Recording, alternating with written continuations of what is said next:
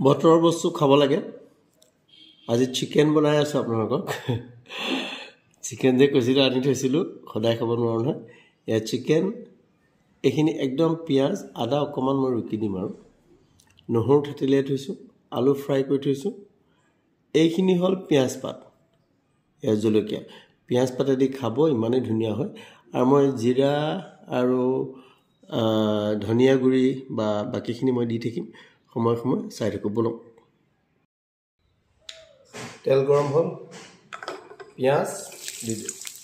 একদম সিম্পল ইয়াত গৰম মছলা সঙ্গে একো মই নিদিওঁ অকল জিৰা ধনিয়া দিম পিয়াজখিনি একদম ৰঙচুৱা হোৱালৈকে ভাজি থাকিম লাহে লাহে পিয়াজখিনি হৈছে অলপ গোলপীয়া ৰঙ এতিয়া এই নহৰুখিনি দি দিলোঁ নহৰুখিনি দিম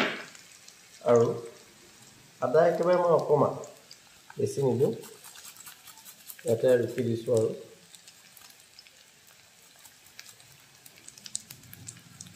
নহৰু আৰু পিঁয়াজে বৰ ধুনীয়া এটা ফ্লেভাৰ আনে আদাটো ইমান বেছি দিলে কি হয় কেতিয়াবা তিতা হৈ যায় কেঁচা জলকীয়া অকমান সৰহকৈ এতিয়া মাংসখিনি দি দিম আৰু মাংস দিয়াৰ পিছত লৰাই থাকিম তাৰ পৰা হালধি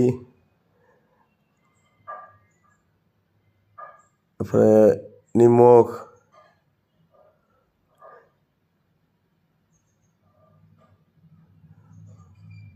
ধনিয়া গুৰি এইবোৰ সব নিজে মই মিক্সিত পিছি থওঁ জিৰা গুৰি এইবোৰ দি এতিয়া ভাজিম অলপ সময় 2-3 মিনিট মান ভাজি ঢাকুন মাৰি মাৰি কম জুইতে খিজিবলৈ দি দিম পানী এতে নিদিওঁ মই নিজৰ পৰা পানী ওলাই থাকিব মই এতিয়ালৈকে পানী দিয়াই নাই একদম কম জুইত লাহে লাহে তেলটো এই চিকেনৰ যিখিনি পানী ওলাইছে তাতে তেল ফ্ৰাই কৰি আছোঁ আৰু 3 মিনিট মান কৰাৰ পিছতে আলু দি দিম ইতিমধ্যে মই আলু দিলোঁ আলু দি অলপ সময় ফ্ৰাই কৰিলোঁ আচলতে আলু দিয়াটো দেখুৱা নাই আৰু ভিডিঅ'টো দীঘলীয়া হৈ যাব এতিয়া কি কৰিম এই পিঁয়াজ পাতখিনি যে এইখিনি মই দিম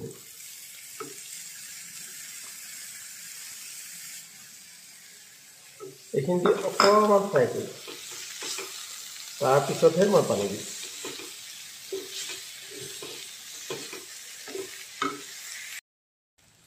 এতিয়া পানী গৰম কৰি থোৱা আছিলে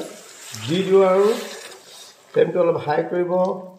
অলৰেডি মাংসখিনি সিজিয়ে থোৱা আছে উতলিবলৈ দিওঁ ঢাকুন মাৰি একেবাৰে উতলি আছে এইকণ খাবলৈ বেলেগ ধুনীয়া হয় গম পাইছেনে যেহেতু পিঁয়াজ পাতৰ মিঠা মিঠা এটা সোৱাদ আহিব অৰ্থাৎ ইয়াত বেলেগ কেঁচা জলকীয়া বাহিৰে অন্য জ্বলা দিয়া নাই খুব জ্বলা হ'লেও ভাল নহয় বতৰৰ পাচলিৰ সোৱাদ লগ এইদৰে খায় হয় না এইখিনি আৰু এতিয়া ৰখাই দিম ওপৰত জাতিলাও এটা বাৰীত লাগি আছে কাটুংগো ওচৰ চুবুৰীয়াই দেখি আছে সকলোকে বিলাও ঘৰটো মুচি লওঁ তাৰপিছত অফিচ যাবলৈ আছে আজি আমাৰ পিএছপি ইণ্টাৰভিউ আছে পিএছপি বোৰৰ প্ৰমোশ্যনৰ একদম লৰালৰি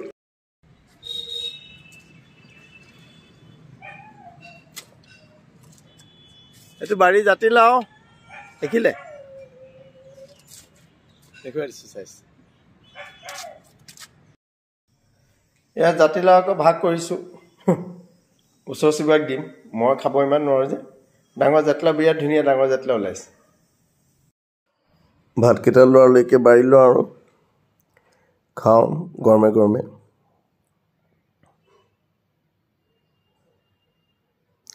বনোৱাত ইমান এলাহ নাই যে আচলতে ৰান্ধি বাঢ়ি খাওঁ কিন্তু দেহাটো খুব বেয়া থাকিলেহে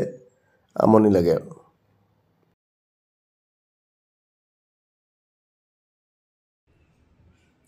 এতিয়া খাব লাগে আৰু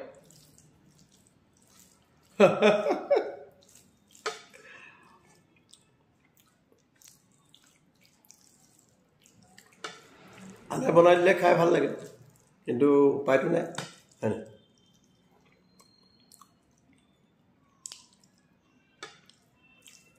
নিজে বনোৱা এটা টেষ্টটো বেলেগ ধুনীয়া হৈছে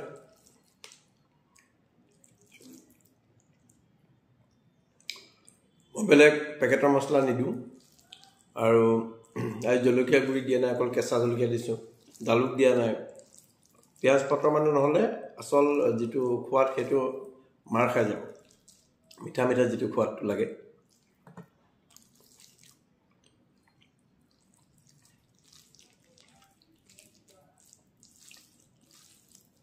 মানুহৰ ইমানেই কাহ চৰ্দি হৈছে,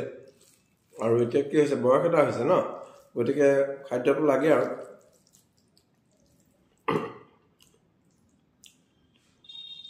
ৰাতিপুৱা উঠি একো এক্সাৰচাইজ কৰিবলৈ সময় নাপাওঁ, ইমানেই গাটো বেয়া লাগে, আৰু মেডিচিনবোৰ বহুত ষ্ট্ৰং দিয়ে ন মোক,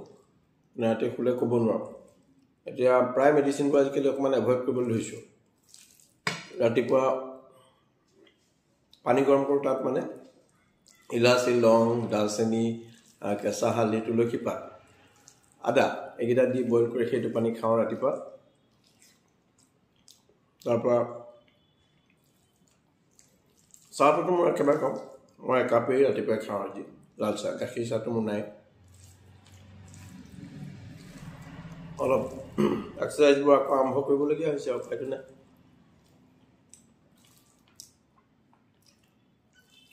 শৰীৰৰ কাৰণে অকণমান সময় দিব লাগিব, ব্যস্ত তথাপিতো যিমান পাৰোঁ সময় দিব বিচাৰোঁ, কিন্তু উপায় নাই, মানে কেতিয়াবা নোৱাৰোঁগৈ আৰু।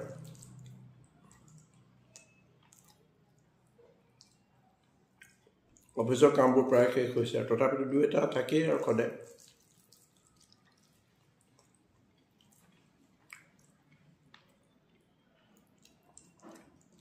এই দিনতে যদি ভাতকেইটা খোৱা, ৰাতি হ'লে আৰু মোৰ আৰু ভাত আৰু কি হয় গম পাইছে নহয়। পাকঘৰৰ ফালে আহিবলৈ মন নাযায়। গতিকে অফিচৰ পৰা আহি মানে দাইল চাইল কিবা থাকিল, ৰাতিপুৱাটো আজিকালি ঠাণ্ডা বস্তু নাখাওঁৱেই, তাৰ ভিতৰত যদি থাকে সেয়াকে গৰম কৰি খাওঁ, নহ'লে আৰু আহি অকণমান কিবা কিবি বনাই মেলি থওঁ, ৰাতি আৰু মানে একদম এলাহ লাগে।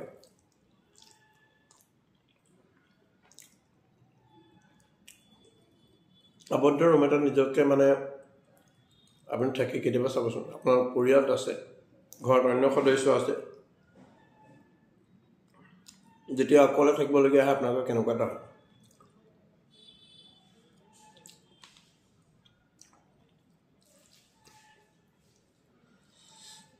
একদম অশান্তি লাগি যায়, কিনো কৰিব আৰু, উপায়টো নাই।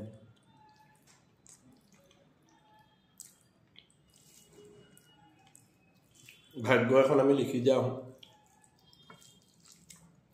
ভাগ্যৰ লিখন নহয় সন্তান, সেইটোৱে।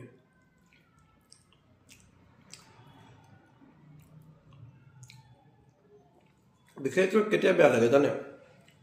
আপুনি যিবোৰ মানুহক, আমিবোৰ সাধাৰণ মানুহ নহয় জানো, আমি কাৰোবাক কৰিলে তাৰ এটা প্ৰতিদান সকলোৱে বিচাৰোঁ। মই আগতেও কৈছোঁ যে মোৰ ব্লগত, আমি সেই ডাঙৰ মহান নেতাবোৰ নহয় আৰু, সৰু সুৰা মানুহ, গতিকে প্ৰতিদান আমি সদায় বিচাৰোঁ। কিন্তু প্ৰতিদান নাই, কিন্তু আপোনাৰ মিছা যেতিয়া কথা কিছুমান কৈ থাকে, ৰাতিপুৱা শুনি বেয়া লাগে। যেতিয়া আপুনি নিজ কাণে শুনে, এনেকুৱা এটা আপোনাক যে খুবেই ভাল লাগে, সেই মানুহ এজনে যদি উভতি নাছিলে কাৰণে ভাল লাগে যিহেতু আপোনাৰ, গতিকে তেওঁৰ সেই বেয়া গুণবোৰ আপোনাৰ চকুত নপৰে। কিন্তু যেতিয়া আপুনি কাৰোবাক বেয়া পাবলৈ ধৰে নহয়, তেতিয়া মানে মানুহজন যদি আমাৰ যিমানেই আপোনাক ভাল কাম কৰিছিলে, উপকাৰ কৰিছিলে, সেইবোৰ মানে তেওঁলোকে বিশ্লেষণ কৰিবলৈ চায় যে এইটো কাৰণেহে কৰিছিলে, তেনেকুৱা ধৰণৰ কথা। মোৰ লগত প্ৰায়কে মোৰ লগত সেইটোৱেই ঘটিলে আৰু। ভাতকেইটা খাওঁ, লৰালৰি হৈছে, অফিচ যাব লাগে। আজি কিবা প্ৰমোশ্যনৰ মানে যিখিনি PSP, তেওঁলোকৰ কিবা প্ৰমোশ্যন ইণ্টাৰভিউ আছে, মানে কম্পিউটাৰ টেষ্ট, গতিকে অকণমান যাওঁ দেই। আকৌ লগ পাই আছোঁ নতুন এটা ব্লগ। চিকেন আছে আৰু বনাই দেখুৱাই থাকিম। क्या हुआ, कब हुआ, क्यों हुआ, अब हुआ, जब हुआ तब हुआ, वो छोड़ो ये न सोचो, ये क्या हुआ